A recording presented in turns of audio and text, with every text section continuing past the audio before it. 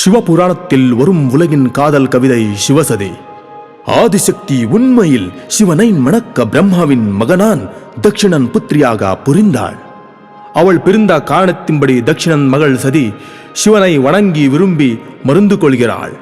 தக்ஷனின் மகா யக்னத்தில் சதி அவமானம் படாமல் யாகத்தில் குதித்தாள். இதை அறிந்து சிவபெருமான் தன்முடி ஒன்றில் இருந்த வீரபத்ரனை உருவாக்கினார். தக்ஷினியும் அவனுடைய முழுப்படை அழைக்க சிவனின் கட்டளையின்படி தக்ஷனால் தலையை துண்டிக்கப்பட்டு தக்ஷனின் படையை எதிர்த்து போருக்கு சென்றான் வீரபத்ரன். விஷ்ணு தனது சுதர்சன சக்கரத்தால் வீரபத்ரனை தடிக்கிறது விஷயம் அறிந்து சிவபெருமான் கோபத்துடன் விரைந்து வந்து விஷ்ணுவுக்கு எதிராக போரை தொடங்கிறார். விஷ்ணு, அமைதியாகிரு சிவா, சதி உனக்காக பிரிந்து வருவாள், அதுவரை நீங்கள் காத்திருக்க வேண்டும். அமைதி அடைந்த சிவன் சிறந்த நேரம் அங்கே இருந்து தவம் செய்ய செல்கிறார்.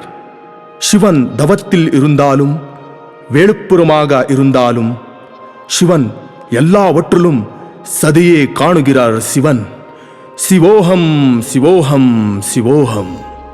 ஹாய், அனைவருக்கும் வணக்கம். நான் உங்கள் சிங்கர், கம்போசர், ஆக்டர், லிரிக்சிஸ்ட் அர்சிவ் பகீரா. நீங்கள் இப்ப கேட்ட கதை சிவன் சதிக்காக காத்திருக்கின்றார். சிவனின் அன்பின் வேதனை வெளிப்படுத்தி அனௌன்ஸ் பண்ணி சிவசதி உன்னாலேயே உருவானதே பாட்டை தயார் செய்திருக்கின்றோம். இது பேன் இண்டியா சாங்.